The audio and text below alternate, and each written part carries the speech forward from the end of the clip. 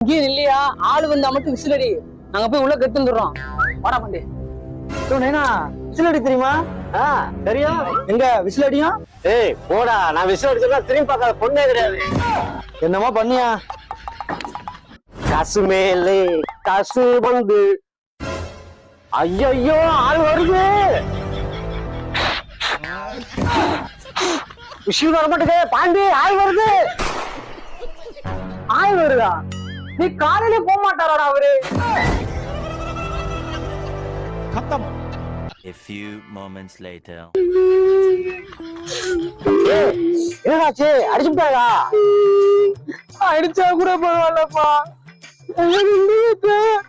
பாத்ரூமுக்கு கூட்டு போய் 2 பேரையும் மாத்தி